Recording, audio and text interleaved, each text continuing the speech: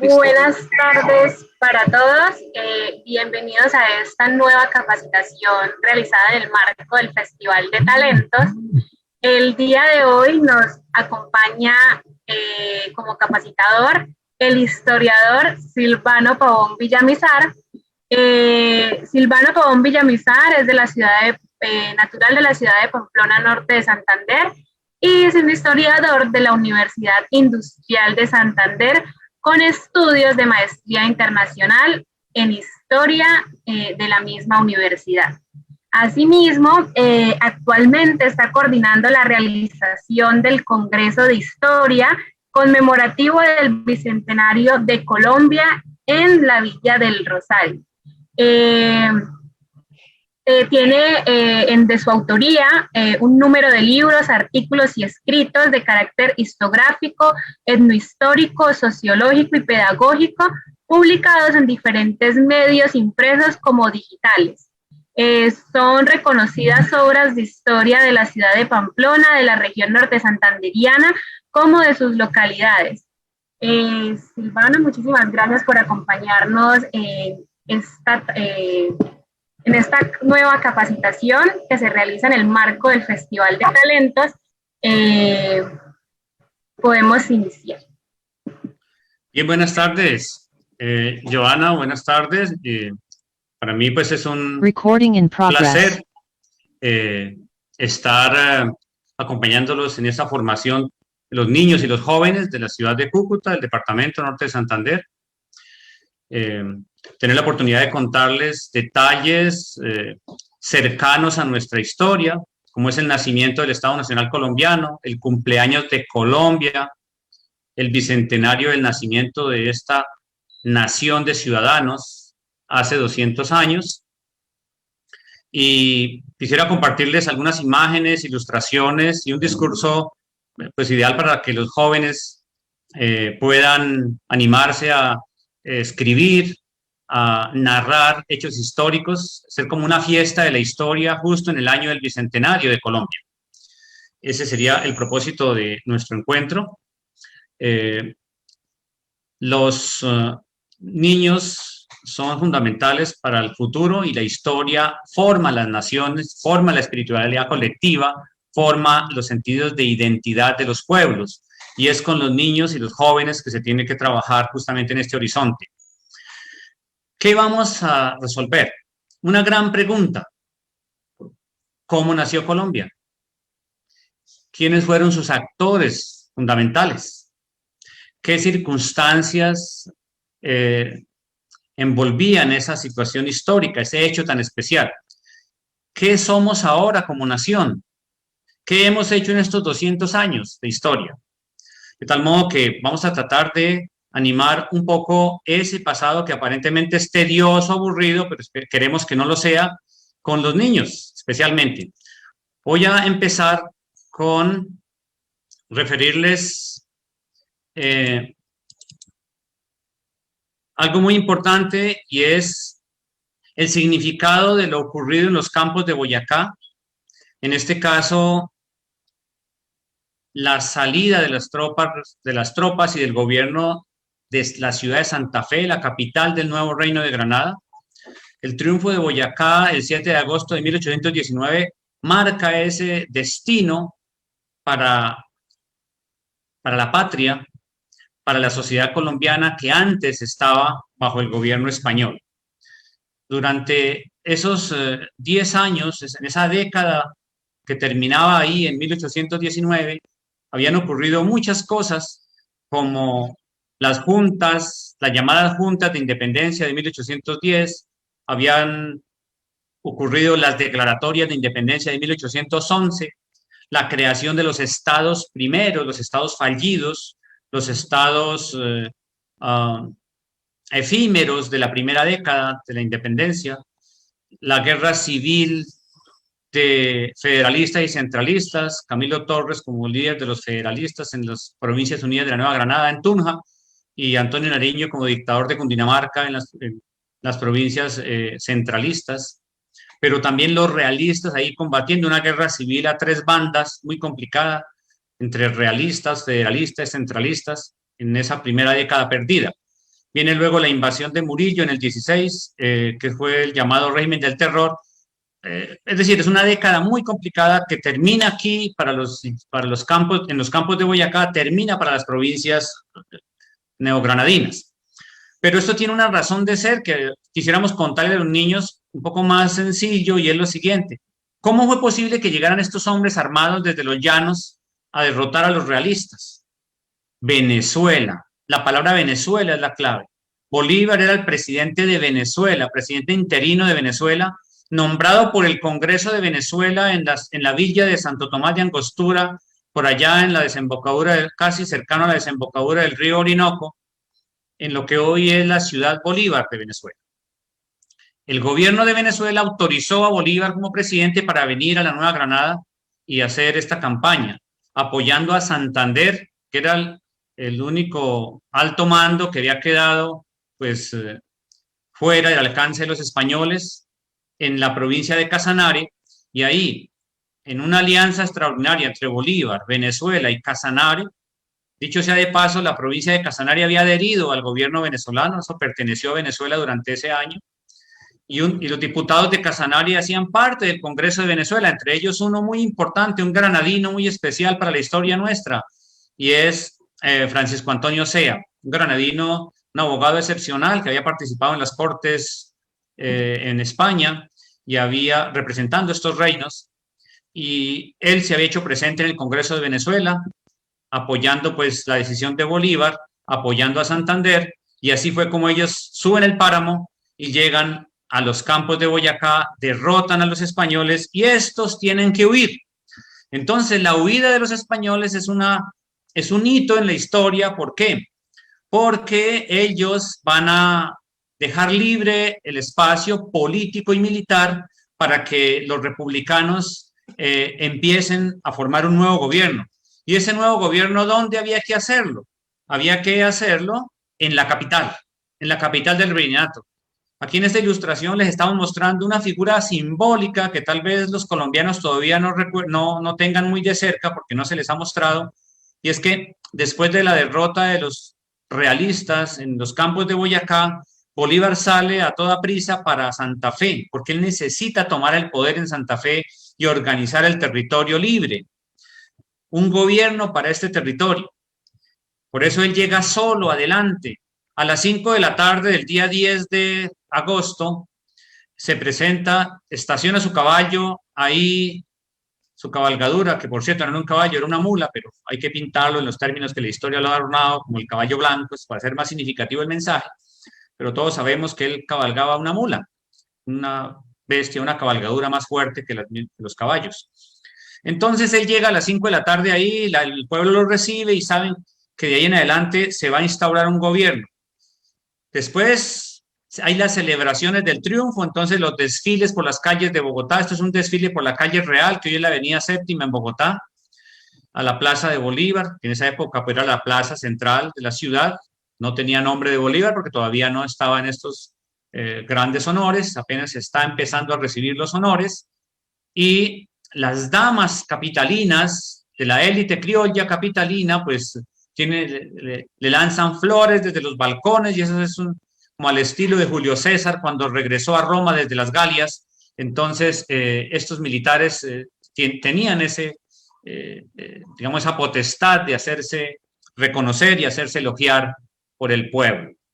Así, Bolívar entonces tiene que asumir la tarea de poner el gobierno, pero para poner el gobierno que reemplazara al virrey y a los oidores de la audiencia, eso no se podía hacer tan fácil, porque todo gobierno necesita unas características, y aquí quiero contarles esto a los niños. Todo gobierno necesita de dos condiciones, de dos características fundamentales, de dos atributos, que son, tiene que ser legal y tiene que ser legítimo a la vez. Legal es porque asumir el poder debe asumirse conforme a la ley, y en este caso la única ley que tenían ellos fue la ley de las armas, porque fue la guerra la que los llevó allá. Luego había que legalizar las acciones militares y ponerlas a tono con lo que sería la formación de un gobierno. Y debía ser legítimo, ¿por qué? Porque tenía que ser aceptado por la población. Ya habían hecho un desfile, que eso era una forma de aceptación, pero igual había que hacer otras cosas que dieran legitimidad y legalidad a ese gobierno. Para eso Bolívar usa un reglamento que le habían dado en el Congreso de Venezuela y asciende de rango a Santander. Le da el grado de general de división. Lo mismo hizo con el general Anzoátegui, porque al general José Antonio Anzoátegui tiene que también ascenderlo al grado de general de división para que pueda tomar el gobierno en Venezuela y para que pueda tomar Santander el gobierno aquí en la Nueva Granada. Eso hicieron para poder entonces instalar el nuevo gobierno. Y aquí está la instalación del gobierno provisorio de la República en Santa Fe. Pero quiero que me escuchen esto con mucha atención. ¿Cuál república? La República de Colombia todavía no existe en este momento. Estamos apenas en agosto de 1819. Aquí apenas esto es provincias liberadas, provincias del nuevo Reino de Granada que fueron liberadas o independizadas y había que ponerles un gobierno. Entonces, ¿cuál es esa república que se va a instaurar ahí en Santa Fe? La República de Venezuela. Entonces, mis niños, aquí gobernaba Venezuela. Y entonces Santander va a tomar el poder porque Bolívar le entrega el poder a Santander y Santander inicia una dictadura militar. Fue el primer gobierno de Santander, un gobierno militar, un gobierno hecho a fuerza de las armas. Pero había que ponerle un reglamento, un orden. Y ese orden era pues nombrar gobernadores, intendentes y gobernadores militares y también asesores abogados para empezar a gobernar una república. ¿Y el cargo de Santander cuál fue? Vicepresidente de la República de Venezuela en Cundinamarca, como fue llamado el territorio del nuevo Reino de Granada. Y así Bolívar se puede ir. ¿Para dónde? Para Angostura. Él tiene que volverse a su país. Él tiene que volver a Venezuela con el Estado Mayor, que lo dirigía el general Sublet, que era un francés, por cierto, con todos sus mercenarios o sus aliados británicos, y se devuelve a darle informes al Congreso. Y allá en Venezuela, allá en la villa de Santo Tomás de Angostura, allá va a encontrar dos personas muy importantes, dos personajes muy valiosos para la historia, que tampoco los mencionan mucho por ahí, en la historia patria que le han enseñado a los niños, los pedacitos de historia por ahí que le habrán dado a los niños, que hubo dos personajes muy valiosos aquí. Y estos fueron el viejito que está aquí en la pantalla, hacia el lado izquierdo, es Juan Germán Rocio, un venezolano, un constituyente, un abogado brillante, teólogo, filósofo. Y el otro señor a la derecha es Francisco Antonio Sea. Ellos discutieron en diciembre, durante los días 15, 16 de diciembre del año 1819, con Bolívar, que se descansaba sobre una hamaca todo el tiempo. Ahí están discutiendo cómo van a crear la República de Colombia, porque no existía aún. Y Bolívar tiene un pensamiento claro. Dice, voy a proponerles a los diputados de Venezuela, dice él, voy a proponerle al Congreso de Venezuela que renunciemos todos al gobierno venezolano y creemos un cuerpo de poder y de territorio mucho más grande y eso, poderoso, que se llamará Colombia. Es entonces aquí la realización del sueño de Miranda, la realización del sueño restringido de Miranda en cabeza de Bolívar. Ellos lo hacen. Y entonces Bolívar le dice a Francisco Antonio Sea, sustente usted el proyecto y vamos a hacer este extraordinario logro político después del triunfo en Boyacá. Y claro, allá en el Congreso de Venezuela, el 17 de diciembre de 1819, Bolívar les dice a ellos, les hace la propuesta, renuncien, todos renunciemos, yo renuncio a la presidencia de Venezuela y ustedes renuncian a la nacionalidad venezolana y vamos a proponer un proyecto mayor que será la República de Colombia. Y Francisco Antonio Sea sustenta el proyecto de una forma magistral, le dice, vea, este es un territorio que tiene dos océanos, que tiene mares, que tiene cordilleras, que tiene llanos, que tiene muchos ríos, selva, montañas, nevados, tiene todo lo que puede tenerse, donde hay gran agricultura, ganadería, minería, todo lo que queramos. Vamos a ser la potencia más extraordinaria del planeta, si queremos. Entonces los venezolanos se entusiasman y dicen, sí, listo, vamos a hacer eso. Y así es como se aprueba la ley fundamental de Angostura del 17 de diciembre de 1819. Ahí nace Colombia. Pero todavía falta mucho porque ahí simplemente está en papel un sueño, el sueño de Miranda, que era crear todo un estado latinoamericano, que lo llamaría originalmente Colombia. Y ese estado lo estaba materializando Bolívar acá en este día que crearon esa ley. Aquí les muestro los mapas. Este de la izquierda es un mapa pues dibujado, pues, ¿sí?, en lo que más o menos hoy es el territorio que crearía la República de Colombia. En la ley de Angostura solo quedaron dos departamentos, el departamento de Venezuela y el departamento de Cundinamarca, pero sí propusieron ahí que haciendo lo posible se podía liberar también el departamento de Quito. Era otra audiencia, la audiencia de Quito, porque en este caso quedó simplemente la audiencia de Santa Fe, la audiencia de Caracas y la audiencia de Quito, quedarían en esa gran república, en ese gran estado. Y ese sería el gran proyecto. ¿Por qué?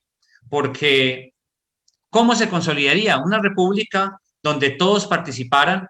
Y para eso tuvieron que proponer un proceso electoral muy interesante. Demorarían durante un año a partir de la ley de Angosturas, que fijó la capital transitoria en la villa del Rosario de Cúcuta para el año 1821, pero ellos tuvieron que demorar todo el año 1820 haciendo el proceso electoral para que todas las provincias, 19 provincias que hasta ese momento se contaban, pudieran participar en el proceso electoral que llevara a los diputados al Congreso de la Villa del Rosario, citado para el 1 de enero de 1821. Ahí está esa imagen mostrando cómo viajaron ellos a lomo de cabalgadura, por río, por donde fuera, pero acuérdense que en esa época no había ni ferrocarriles, ni carros, ni aviones, ni nada por el estilo. Les tocó a lomo de caballo viajar o por los ríos o por donde pudieran para aproximarse a la Villa del Rosario, a donde tendrían la grandísima tarea de redactar la Carta Constitucional que le diera piso jurídico y le diera estructura, edificio, reglamentario, procedimental, social y político a esa nueva república tan grande, tan ambiciosa y tan poderosa que ellos habían planeado desde Angostura. Esta es la casa de gobierno de la Villa del Rosario. Hoy es la Bagatela, hoy en el Museo La Bagatela. Una señora, María del Carmen Ramírez, que concedió esa casa para que viviera el vicepresidente de Colombia, porque para 1821 tuvieron que trasladar la capital de Colombia, que era en su momento la villa de Santo Tomás de Angostura, trasladarla a la Villa del Rosario de Cúcuta, donde debía realizarse el Congreso Constituyente que forjara ese gran edificio que se llamaría República de Colombia. Dicho sea de paso, República de Colombia, no la Gran Colombia. La Gran Colombia no existió jamás sobre la faz de la tierra, nunca hubo un país que se llamara la Gran Colombia. La Gran Colombia es un nombre, un apelativo, para una palabra, una expresión, es una expresión que se inventaron mucho después algunos políticos, especialmente el historiador David Busnell, un colombianista extranjero, que para diferenciarla de los periodos anteriores la llamó la Gran Colombia, o posteriores. Pero no, eso no pasó nunca. Entonces ahora lo que queremos es corregir. Esto fue la primera República de Colombia, que se hizo con el Congreso Constituyente de la Villa del Rosario de Cúcuta, que no es la Constitución de Cúcuta, sino la Constitución de Villa del Rosario de 1821.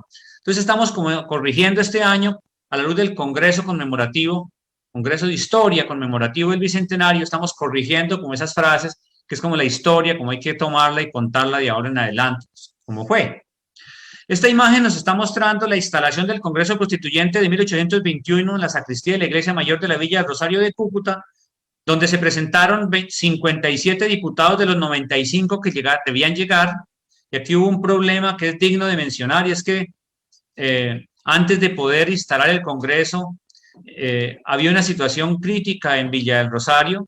Era un clima complicado, no había agua potable, no había mucha salubridad, pues los ganados y los cerdos deambulaban por las calles, el agua estaba contaminada, y a medida que fueron llegando los diputados estaban enfermando, se enfermaban, les dio diarrea terrible, les dio una desintería, empezaron a fallecer. El primero en fallecer fue el vicepresidente Rocio. Ese político, ese abogado, ese teólogo, ese jurisconsulto tan importante que ayudó mano derecha de Bolívar para crear la República de Colombia allá en Angostura, que trasladó la capital hasta la Villa del Rosario. Él terminó enfermo y falleció el 8 de marzo de 1819, antes de instalarse el Congreso. Y algo más triste, falleció con su esposa, venía embarazadita, la niña, él falleció el 10, la niña había nacido el 2, lo enterraron el 11, sí. Quedó una señora huérfana muy joven y una niña, una señora viuda muy joven y una niña huérfanita, desprotegidas las dos, ahí consecuencia de ese fallecimiento triste o desafortunado que se presentó para ese cuerpo político legislativo que estaba tratando de organizarse, que serían los artífices, los creadores de la República de Colombia. Lo reemplazó por nombramiento de Bolívar un brigadier general llamado Luis Eduardo Azuola, era diputado por Bogotá. Él también asumió el cargo de vicepresidente de Colombia, aquí en la nueva capital transitoria, para tratar de organizar el Congreso, pero no se podía instalar el Congreso porque no llegaban los diputados. No había quórum. El quórum es la palabra clave, porque es que una junta tiene validez y legalidad cuando, según el reglamento, cumple con las características que corresponden, o sea, el número de asistentes sean los correctos. Y en este caso tenían que asistir las 2/3 partes. Debían haber llegado a 95 y no, o por lo menos las 2/3 partes de esos 95 y no llegaban. Y los que llegaron empezaron a fallecer y a sufrir de diarrea y a pedir permiso para irse. Entonces no se podía completar el quórum y eso fue una situación crítica porque tuvo en alto riesgo de fracasar el Congreso, de no haberse podido reunir, de no haberse podido instalar, como aquí en la imagen que está Antonio Nariño instalando el Congreso. ¿Por qué pasó eso? Porque no llegaban y los que llegaban se enfermaban, todo fue terrible. Hasta que pues, el vicepresidente Azuola, Luis Eduardo Azuola, falleció exactamente un mes después, también de diarrea, también enfermo, después de la muerte de Rocio. Entonces murieron los 2 vicepresidentes de Colombia aquí en Villa del Rosario. Eso fue un traumático y triste para la época. Y los diputados querían irse todos, salir corriendo, porque esos iban a morir todos. Entonces, al fin, Bolívar, para contener ese desastre, nombró a Nariño. Nariño llegaba por allá de la cárcel, que estaba preso en España, y lo ayudaron para que regresara. Entonces, a él, ya regresando, lo nombraron diputado por Cartagena, porque Cartagena, Santa Marta, fueron de las últimas provincias que nombraron diputados, porque estaban en el poder de los españoles a todo lo largo del año 820. Entonces, Nariño fue nombrado vicepresidente reemplazando a Azuola, que Azuola había muerto, reemplazando a Rocio, que también había muerto. Entonces Nariño hizo posible que el Congreso se instalara, a pesar de que estuvo a punto de desbaratarse. Querían llevárselo para Pamplona, para San José de Cúcuta, o llevárselo para otra parte, porque el clima aquí era muy complicado y esta villa era muy, muy desventurada para manejar semejante evento tan extraordinario que tenía que darse. Pero no, guapearon y lograron instalar el Congreso. El 6 de agosto se instaló el Congreso, el 6 de mayo lo instaló Antonio Nariño con 57 diputados y empezó la gran obra, la realización de la Constitución de la República de Colombia. Aquí tenemos 2 imágenes muy especiales y es que está una acuarela que se hizo de la iglesia o capilla mayor de la Villa del Rosario en el año de 1851 por la Comisión Coreográfica. Y esta es la ruina del templo actual que después fue reconstruido. Lo que ustedes ven en la acuarela es el frontis del templo, es decir, la fachada principal del templo que da a la plaza. Esa se cayó y esa torre principal de la fachada se cayó, se cayó en el terremoto de 1875, del 18 de mayo de 75. Hoy la villa histórica, digamos allá abajo, las ruinas de la villa histórica solo tienen el presbiterio, que es la parte del fondo donde se oficia la Eucaristía, donde está el presbítero, por eso se llama presbiterio. El presbítero es el sacerdote, que es el cura que hace las funciones religiosas, hace la Eucaristía, preside la Eucaristía, presencia a los matrimonios, bautiza a los niños, le da el despacho final a los muertos para que los sepulten. Todo lo que tiene que ver con los oficios religiosos y litúrgicos están ahí. Si ustedes ven la foto de las ruinas, ahí ven que toda la parte principal son las naves del templo. El frontis no está, él se cayó en el terremoto. Y ese presbiterio que ven, una reconstrucción que hizo un sacerdote ya para el siglo XX, para el siglo XIX terminando. Ahora, ¿qué ocurrió acá? Durante meses trabajaron, durante 201 sesiones estos diputados, hasta que entregaron la Constitución el día 30 de agosto. Entregaron la Constitución, pero la Constitución no tiene validez si no es sancionada por un gobierno constitucional. Y ese gobierno constitucional tampoco existía, de tal modo que entre el día 30 de agosto y el mes de octubre, el 6 de octubre, que pudieron traer a Bolívar, llamarlo y decirle que viniera, ellos debieron hacer un proceso electoral, tenían que elegir las autoridades y los magistrados más importantes del gobierno. Entonces eligieron como presidente a Bolívar, que ya tenía el título de libertador presidente, y eligieron como vicepresidente al general Santander, después de un proceso electoral de 8 votaciones hasta que al fin fue electo, derrotado Nariño y fue electo Santander. Una vez que se elige el gobierno y se hacen otros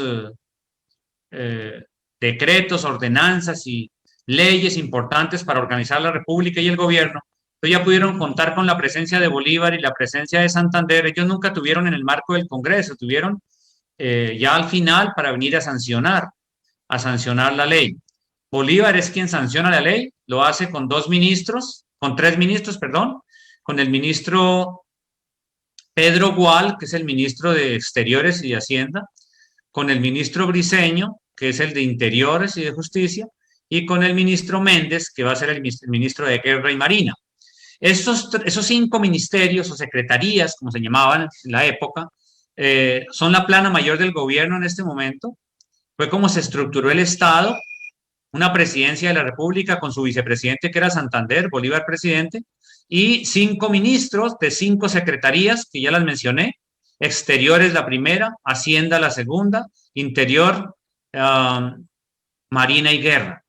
Interior, Justicia, Marina y Guerra. Entonces, una vez que se sanciona la Constitución, viene algo muy importante que es definitivo y final, para instaurar el orden total, el sistema republicano y un gobierno, después de nombrar los magistrados y de nombrar todos los intendentes y gobernadores y todos la estructura del poder público y judicial, las 3 ramas del poder público que se establecieron en el sistema republicano. El sistema republicano tiene 3 ramas: el poder ejecutivo, que es el presidente en este caso, y el vicepresidente y sus ministros; el poder legislativo, que son el Congreso, que estaba ahí. En ese momento se hizo también la elección de los senadores para la legislatura del año 23, que sería la siguiente legislatura, y así sucesivamente se nombró también las altas cortes, se nombraron las altas cortes, el Consejo de Estado, la Corte Suprema de Justicia y la Corte Constitucional, donde ellos se encargarían de establecer las cortes regionales y la justicia para la nación colombiana. Esa es la fundación del Estado Nacional en lo que tiene que ver con el aparato del poder público, y se pudo hacer a partir de esta fecha, el 6 de octubre, que fue el día que se sancionó la Constitución. El día siguiente se nombraron los ministros y ahí para arriba se fue nombrando a todo el mundo. Aquí quedó constituida esa gran república. El mapa que está a la izquierda de su pantalla es el mapa que fue hecho por unos ingenieros ingleses. Está en el Archivo General de la Nación en Colombia, es del año 824, y ahí es donde están los 12 departamentos que fueron creados. ¿Y por qué 12? Porque ya fue posible el ingreso de los del sur. Ya en el sur se crearon 3 departamentos: el departamento de Ecuador, el departamento de Guayaquil y el departamento de Azuay. Esto ya es en el año 23, porque el mapa es del año 24, pero en el año 23 ya habían entrado todas estas regiones. Y lo que originalmente tenía la República de Colombia cuando se creó acá, con la ley de Angostura, el 17 de diciembre de 1819, se va a convertir no en 3 departamentos, realmente fueron 2 departamentos los primeros, Cundinamarca y Venezuela, Quito se lo sumaron luego, Panamá adhirió después, sino que va a crearse con 8 departamentos. Y esos 8 departamentos van a tener cada uno 2 tipos de gobernadores, un gobernador militar y un gobernador político. Y eso fue muy importante porque los asuntos militares los tenían a cargo pues los militares y un poco también el orden público, la policía y eso, la seguridad, mientras que el gobierno político y los asesores políticos se encargaban del gobierno civil, de la parte de la justicia y demás, para que hubiera como es un equilibrio ahí, a pesar de que aún estábamos en plena guerra, incorporando las regiones que todavía no estaban en manos, en manos de Colombia. Y Colombia hace una guerra militar, una guerra fuertísima contra los españoles en todas partes, pero más que contra los españoles, contra los realistas, porque hubo provincias que no adhirieron al proyecto independentista.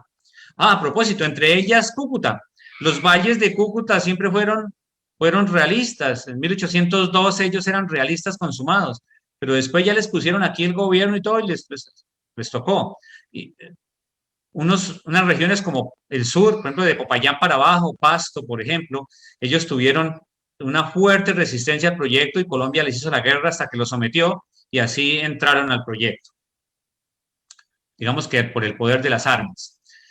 Los textos constitucionales son muy importantes. Vea, estos documentos que los estamos compartiendo ahora para que los maestros de los colegios, de las universidades, de las escuelas, se los muestren a los niños, para que los lean con los niños. Mire, son los documentos originales hechos a pluma, como se escribía en esa época. No había máquina de escribir, no había fotocopiadora, no habían todas esas herramientas que ustedes tienen ahora. No le puede sacar el teléfono y sacar la fotito y pasarla por el WhatsApp al otro. No, tocaba hacerlo a mano, copiar de nuevo, con tinta, papel y lápiz, pluma, papel y lápiz, ahí era complicadísimo, lo hacían. Pero así se promulgaron todos estos documentos. Esta es la ley fundamental de la unión de los pueblos. Esta ley es muy importante. Esta ley se hizo aquí en Villa del Rosario. Es la ley que juntó los pueblos. Es decir, esta ley le dio legitimidad y le dio el soporte legal que no tenía la ley de Angostura, que la habían inventado los venezolanos solamente. Aquí ya estaban todos ahí pendientes, los diputados de todas las provincias del Nuevo Reino de Granada, para que esta ley fuera muy legítima. Y así se dio la unión de Colombia. Digamos que esta ley puede ser más importante que la de Angostura en realidad, porque la de Angostura fue el proyecto en cabeza de Bolívar y allá por los venezolanos. Colombia fue creada por los venezolanos, no se olvide esta frase, a Colombia la crearon los venezolanos. De hecho, mire, olvidé un detallito, acá en la firma de la sanción presidencial que hace el ciudadano presidente, libertador presidente Simón Bolívar, ¿quiénes lo acompañan? Pedro Gual, ministro de Exterior y de Hacienda, Méndez, ministro de Marina y Guerra, y Briceño, ministro del Interior y de Gobierno. ¿Ellos quiénes son? Venezolanos. Y aquí está, pero el secretario ahí arrimándole los papeles para que firmen. El secretario era un cucuteño llamado Francisco Soto, pero ni siquiera firmó. Santander no firmó la Constitución. O sea, firmaron los diputados, firmaron 61 diputados. Hubo 71 diputados en cualquier momento en Villa del Rosario que vinieron y se fueron, pero de todos ellos solo firmaron 61 la Constitución. Pero aquí la sanción, que es la que la pone en aplicación hacia la sociedad colombiana, la firmaron los venezolanos. Por eso lo tenemos que decir con todas las palabras y con todas las sílabas. A Colombia la crearon los venezolanos. El problema es que los venezolanos mismos la demolieron, porque después fue la revuelta de Páez en el 26, la llamada Cosiata, y después las intrigas y los problemas de Ecuador con Flores, también venezolano, Páez venezolano, digamos que la demolición de la República de Colombia, el fracaso de la Convención de Ocaña y eso, que termina la República de Colombia demoliéndose, extinguiéndose, fraccionándose en 1831, fue también obra de los venezolanos. Es decir, ellos la hicieron, ellos la demolieron. Y con la separación del departamento de Venezuela y los departamentos de Quito, el sur, con los restos que quedaron, se hizo la República, el Estado de la Nueva Granada en 1832. Pero sí quiero referirles de nuevo que a Colombia la crearon los venezolanos, desde Angostura y aquí, en Villa del Rosario. Este es el mapa que ya lo estaba mostrando, esta era la ley fundamental. Y vean esto tan elegante. Este es el escudo el escudo de armas, pero no de Colombia, ni de Venezuela, sino de Cundinamarca. Este es el escudo de Cundinamarca, porque aquí en Villa del Rosario, por estar tan ocupados haciendo las leyes, haciendo la constitución, resolviendo problemas administrativos, políticos, económicos, militares, todo en plena guerra, pues no tuvieron tiempo de confeccionar los sellos y todo. Y para poder sellar la constitución, que debe ser sellada con un, valga la redundancia, con un sello de la República, les tocó echarle mano al sello de Cundinamarca. Y eso porque Santander lo había llevado. Y entonces se hizo con el sello de Cundinamarca. Este es el sello de Cundinamarca, pero sin embargo, parte de este concepto y parte de esta idea llegó al sello y al escudo de hoy que tiene la República de Colombia. Y esta es la Carta Constitucional, esta es la gran obra que le da inicio a la República de Colombia, que forja el Estado Nacional Colombiano, que establece los términos para la liberación de los esclavos, por ejemplo, que estableció los términos para las rentas de la nación, que reglamentó todos los elementos fundamentales para la constitución de una nación de ciudadanos. Y que algo muy importante para los abogados y para la cultura y para la historia, y es que inició la tradición constitucional neogranadí de Colombia. Aquí, de ahí en adelante, de esta constitución copian todos. De esta constitución copiaron todos los demás en el resto de América Latina. Esta es una de las obras, si no la más importante en términos jurídicos y constitucionales de todo el hemisferio occidental, después de la Constitución de los Estados Unidos, claro, porque esta es la Constitución de los granadinos, de los colombianos, que sirvió de modelo para todo el mundo aquí para abajo y para arriba. Entonces, eso les quería compartir, pero también quiero compartirles algo muy significativo en unos elementos, en unos detalles que no solo son... tengo que dejar de compartir para poder, vamos a ver si me acepta.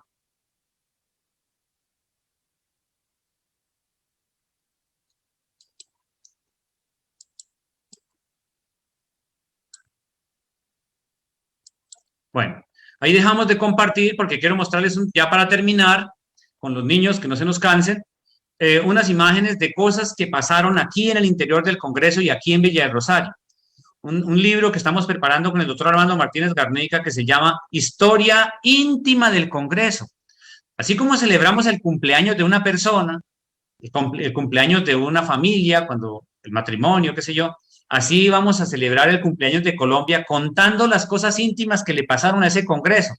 Entonces hay unas historias, ya de hecho conté algunas, que tienen que ver con lo que le pasó, lo que le sucedió a los diputados aquí en la Villa del Rosario. Creo que ya podemos ver la imagen. Ahí tenemos una imagen que aparentemente pues muy tierna y en realidad lo es. Él es el vicepresidente don Germán Rocio, el doctor Juan Germán Rocio, con su esposita muy joven, ella apenas de 20 añitos. Él está casado en segundas nupcias, es decir, es su segundo matrimonio, pero había casado en Angostura en 1819, por ahí como en mayo, y tiene que viajar para la Villa del Rosario. Ella está embarazadita y la pone en riesgo en realidad porque es un viaje muy largo, viajando muchas horas, muchos días por el río Orinoco arriba, por los caminos reales, fangosos, terribles, hasta que llegó a Villa del Rosario. Ella muy guapa, lo acompañó y llegó, se instaló en la casa donde vivieron ellos, pero el detalle es que él venía enfermó y falleció, de tal modo que, pero afortunadamente antes de fallecer nació la niña la bautizaron ahí, se llamó Francisca, muy felices, por lo menos él alcanzó a bendecir la niña, pero 2 días después de nacida la niña, él falleció. Y esta señora llora desconsolada frente a su esposito muerto, luego lo sepultan, bueno, pero también hay una alegría que hay que bautizar a la niña. Esta imagen me gusta mostrarla porque es para poderles contar. Mire, el sacerdote que está ahí bautizando a la niña es el padre, es el doctor José Lorenzo Santander Sánchez. Y mire, Santander Sánchez, él es primo hermano del general Santander. Y hay una historia muy bonita con este sacerdote. Él nació en San Antonio del Táchira. Sus padres vivían en San Cristóbal. Eran tíos de Santander. Por esto ellos eran primos hermanos con Santander. Él estudió en Caracas, en el colegio, se quejó de que las bancas se las dañaron, que por favor se las pagaran, les pagaron un carpintero para que las arreglara. No, eso no le pagaron tales bancas. Él colaboró muchísimo. Y aquí está bautizando la niña de Rocio, la huerfanita de Rocio, la está bautizando después de que ya había sepultado el cadáver del vicepresidente. ¿Quién está sirviendo de padrino? Está sirviendo de padrino nadie más ni nadie menos que el brigadier general Luis Eduardo Azuola. Y Luis Eduardo Azuola lo había nombrado Bolívar vicepresidente para reemplazar a Rocio, y él tiene que encargarse no solo del gobierno de la República aquí en la Casa de Gobierno en Villa del Rosario, sino encargarse pues de tratar de proteger a esa viudita tan joven y esa niña huérfana desprotegida, y continuar las labores. Pero lamentablemente el 13 de abril, al mes siguiente, falleció también el vicepresidente Azuola, y ahí sí que quedó desprotegida esa niña y esa señora. Le tocó pedirle al Congreso que por favor, ahí están las cartas de ella pidiendo que no le cobraran el arriendo, que le dejaran una pensión, que le ayudaran, porque estaban en invierno y la niña estaba muy pequeñita, apenas de días de nacida, y no se podía ir para Venezuela, hasta que al fin, con el paso de los meses y el apoyo que le dio el gobierno, ella pudo regresar a Venezuela, donde esa niña por allá se casó a los 16 años y ya pues la vida continuó. Aquí están, esta es una imagen pues con mi postaseada más bien, pero es para poderle contar a las personas, a los niños, que estos fallecieron acá, que fue tan crítica la situación de Villa del Rosario, que pues que por alguna razón el Congreso estuvo a punto de fracasar, el Congreso estuvo a punto de cerrarse, de ser imposible su realización. Piensen ustedes, un pueblito pequeño, empobrecido por la guerra, no había habitaciones adecuadas, todo estaba muy empobrecido, los alimentos muy caros, pero lo peor fue el problema de salud. No sé si ustedes se pueden imaginar un pueblo sin pavimentos, todo un tierrero, un barrial, por ahí los cerdos caminando por las calles, el agua sucia, no había acueducto, la gente tomaba el agua sucia contaminada con una bacteria que se llama chihuahua, y eso les daba diarrea terrible, una desintería, y murieron todos ellos. Mira, aquí murió el doctor José Antonio Llanes, que era un eclesiástico diputado por Mérida. Murió Luis Eduardo de Azuola y Rocha, que era un general de brigada, que fue el vicepresidente interino que reemplazó a Rocio. Murió el doctor Germán Rocio y el ciudadano Felipe Antonio Mazuera, que era el gobernador de Popayán, que estaba aquí haciendo vueltas en el Congreso, porque al Congreso viene todo el mundo, venían a hacer diligencias, a pedirle cosas, bueno. Y sabe qué, que aquí no los podemos poner en estas tumbas, pero murieron 2 diputados más, uno en Maracaibo y otro por allá en Guayana, porque se fueron enfermos, desahuciados prácticamente, que de milagro se pudieron ir desde acá. Muchos murieron acá porque les tocó quedarse. Ese año de 1821 hubo 78 muertes aquí en Villa del Rosario, y son muchos fallecidos para una población tan pequeña. Pero de esos 70 y tantos muertos, 14 eran de fuera. Murieron 24 párvulos, murieron 6 esclavos, murieron muchos campesinos y gente porque cuestiones de salud y demás, porque simplemente les tocaba. Pero son demasiados muertos para un bullicio de gente tanta ese año. Entonces es un poco como la historia triste del Congreso. Otras historias también son elegantes ahí a la hora de mostrarlas, y es la siguiente. Quiero contarles una historia que tampoco hasta ahora la vamos a divulgar, y es los conflictos de Nariño como vicepresidente. Resulta ser que por esta ser la capital y Nariño el vicepresidente, él tuvo que sortear muchos problemas. Por ejemplo, tuvo que traer la imprenta desde Bogotá, contratar un impresor, y entonces el vicepresidente Santander lo apoyó y él pagó el transporte, 600 pesos de buen oro, en 14 mulas trajeron la imprenta para instalarla acá, para poder organizar el Congreso y el gobierno. Eso fue una de las acciones gubernativas de Nariño, que costó dinero y mucho problema. Pero Nariño también tuvo muchos problemas porque era pendenciero, político bravo, y entonces aquí está la señora English, una señora muy elegante, muy hermosa, era la viuda esposa de un general English, precisamente, ella llama Mary Inglis, el esposo llamaba John Inglis, era un militar inglés que le había traído a Bolívar armas, dinero, préstamos y había invertido en la campaña libertadora, bueno, con la contraprestación de que les dieran tierras, Bolívar les ofreció tierras, comercio, pues todas las prebendas posibles para Inglaterra, con tal de que le ayudaran en la independencia. Y entonces este señor falleció de malaria por allá en Venezuela y la señora viene a pedirle al vicepresidente, que es el gobierno, a decirle, bueno, mire, págueme, pues yo estoy sin plata, no sé qué tal, pero tampoco, la República tampoco tenía dinero, entonces él parece que no atendió muy bien a la señora, que era muy elegante, muy hermosa, y además él estaba molesto porque vio que la señora, y él como gobierno se enteraba de todo, que la señora estaba comprando los mejores caballos que vendían por aquí en Villa del Rosario, y dijo, ¿cómo es así que esta señora está comprando los mejores caballos que ni siquiera los diputados ni el gobierno puede comprar un buen caballo y esta señora comprando los mejores caballos que ve por ahí y si viene aquí a pedirme la plata que no tengo? Entonces este señor no quiso darle la plata y la señora fue y le dio las quejas a los militares, a los ingleses. Ahí estaba la Legión Británica y ella le dice al general de Vereux que comandaba la Legión Británica y le da las quejas, que mire que este guache me trató mal, este no me quiere pagar la deuda, ¿qué tal? Entonces el general de Vereux, como todo un caballero inglés, se va y le reclama a Nariño y le dice, vea hermanito, usted le faltó al respeto a la señora Inglis, aquí nos vamos a matar a duelo. Cuando usted deje de ser vicepresidente y sea un simple ciudadano, nos batimos en la plaza, escoja padrinos y escoja el arma. Entonces ahí el otro dice, pero ¿cómo usted me va a desafiar a mí si usted es un militar aquí, oportunista, mercenario, miserable? Si yo soy el vicepresidente de Colombia, soy un general de división, comandante en jefe de la República, me hace el favor y respete. Y lo mandó poner preso en esta cocina miserable, ¿no?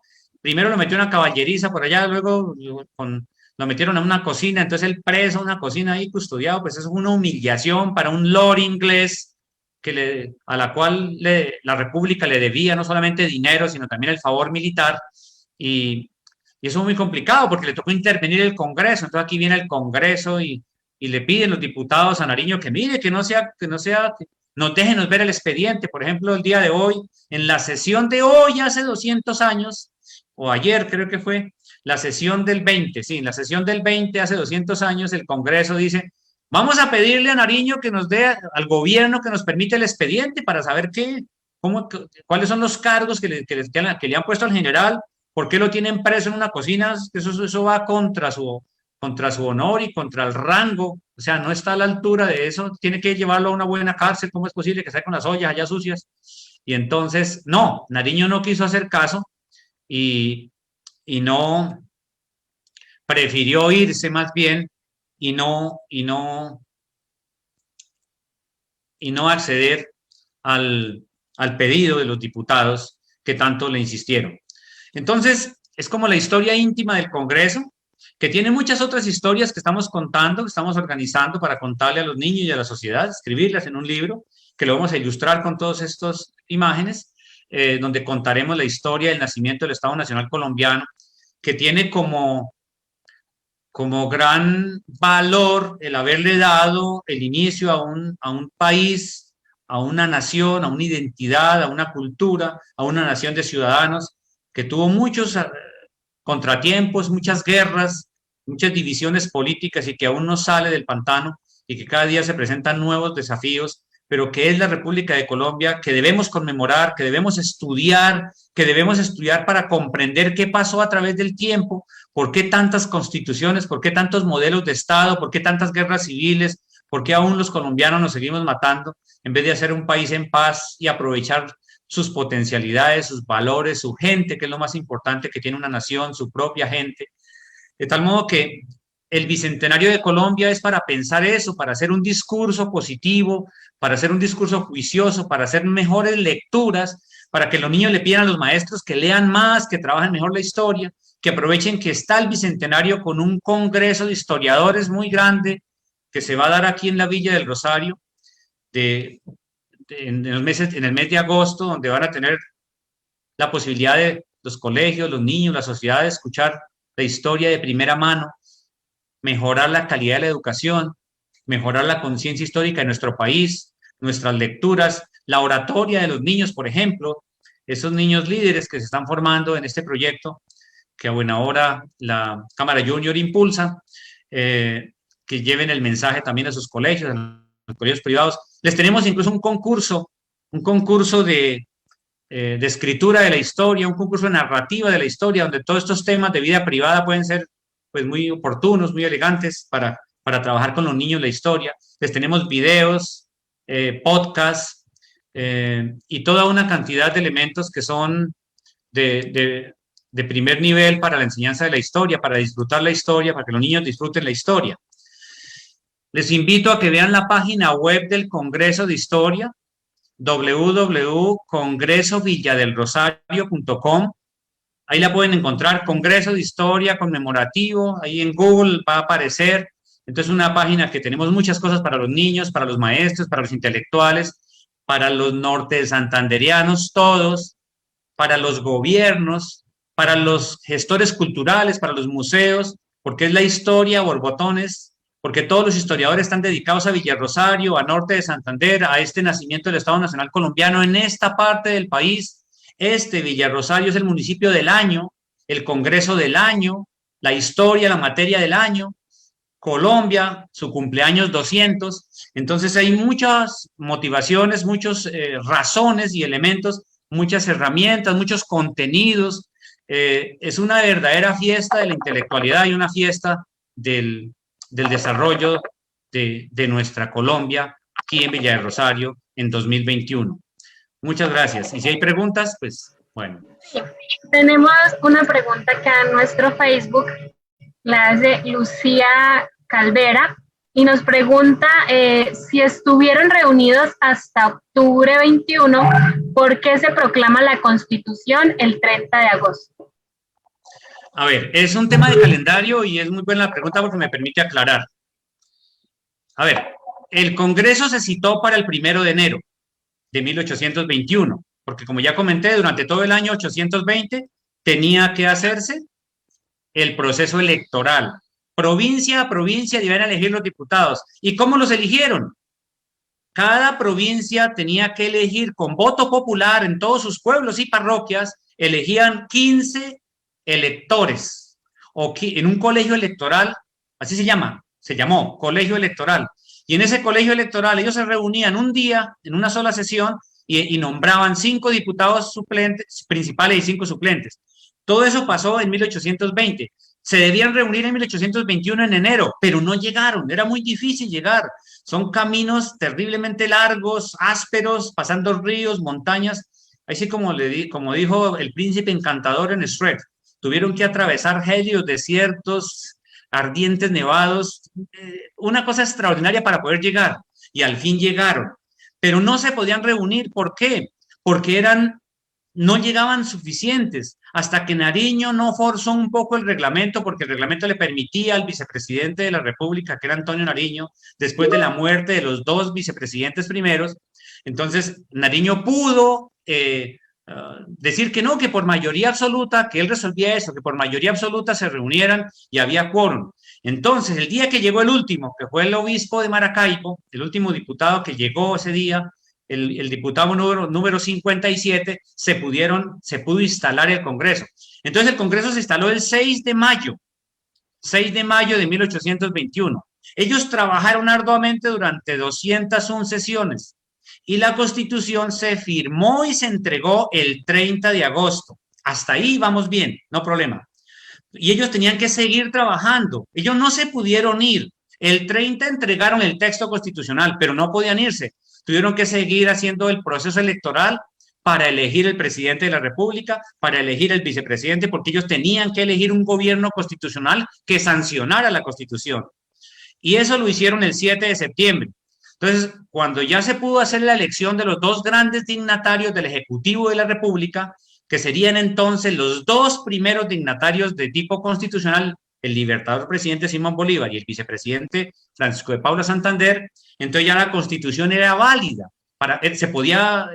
ya la Constitución se podía sancionar, pero Bolívar no estaba ni Santander tampoco, entonces tuvieron que esperarlos Los esperaron todo el mes de septiembre hasta que ellos llegaron, porque un viajecito desde Bogotá en mula por el río Chicamocha y por el páramo del Almorzadero, eso no es fácil llegar aquí.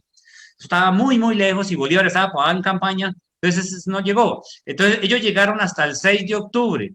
Entonces el 6 de octubre, perdón, el 3. El 3 de octubre, ¿qué pasó? El 3 de octubre hubo un acto muy importante y eso es extraordinario. Tenían que tomar posesión de sus cargos. ¿Dónde toman posesión de sus cargos? Ante el Congreso. Yo creo que los niños saben que el presidente de la República se posesiona ante el presidente del Congreso y todo eso lo transmiten por televisión y bueno. Entonces, así mismo en esa época tuvieron que presentarse ante el Congreso y posesionarse. Primero se posesiona Bolívar y hace su discurso de posesión, es un discurso muy florido, por ahí está publicado varias veces, y luego se posesiona Santander y también hace su discurso y ya, y se van. Ellos hacen la posesión. Bueno, Bolívar al día siguiente hizo los decretos nombrando los ministros, el día siguiente el decreto del nombramiento de ministros es el día 7 de octubre, y hasta ahí ellos siguen trabajando.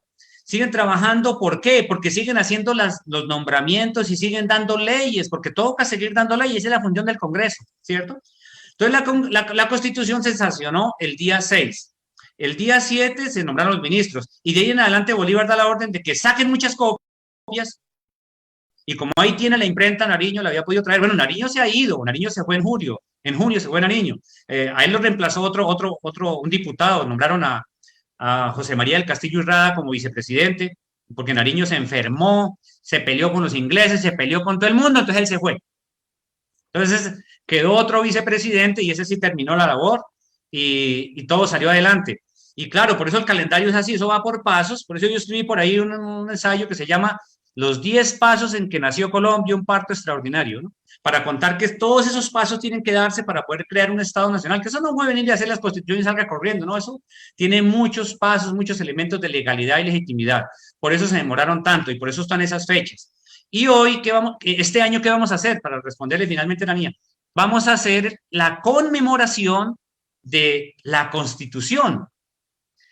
Los días 27, 28, 29 y 30, porque el 30, ese día se da la Constitución. Entonces viene el presidente Duque aquí a Villa del Rosario para hacer el acto conmemorativo de ese nacimiento de Colombia con la Constitución del 30. Pero de ahí para arriba toca seguirle contando a la gente que no, que luego hubo que hacer las elecciones, que luego hubo que hacer la posesión de los dignatarios, que luego se sancionó y que finalmente Bolívar, cuando ya tuvo las copias en la mano, mandó los generales, sus amigos, sus edecanes a que fueran a todas las provincias a hacerla jurar. Y tuvieron que hacerla jurar. Y juraron, por la buena o por la mala, pero todos tenían que entrar al proyecto y así se forjó, ahí sí dicen, por las buenas o por la mala, pero así se forjó la República de Colombia. ¿Cómo te parece? Bueno. Muchísimas gracias, creo que quedó bastante clara la duda. No sé si quieras agregar algo más para concluir. Sí, si no hay más preguntas o no hay comentarios más, pues invitarlos. Esto sí es una invitación con los colegios, que a los colegios, a los niños y a la sociedad intelectual, a la sociedad y a todos los ciudadanos interesados que tengan sentimiento de nación y sentimiento de patria, pues, y sentimiento social también, identitario nuestro, que tienen el Congreso de Historia de Colombia, el Congreso de Historia conmemorativo del Bicentenario de Colombia, aquí en Villa del Rosario, que ahí está la página del Congreso, está el fanpage del Congreso, entonces nos van a encontrar en Facebook, donde hay cosas para los niños, cosas para los maestros y para todos, y que hagan de este año 2021 la fiesta de la historia, la fiesta del Bicentenario, el cumpleaños de Colombia, en lo que tiene que ver con la pedagogía, con el estudio, con la historia, además de las otras conmemoraciones que hagan, digamos, los políticos, con las obras y demás. Pero esta es la de los maestros, la de los niños, la de los intelectuales, la de los interesados en el pensamiento y el conocimiento de nuestra amada Colombia que nació hace 200 años.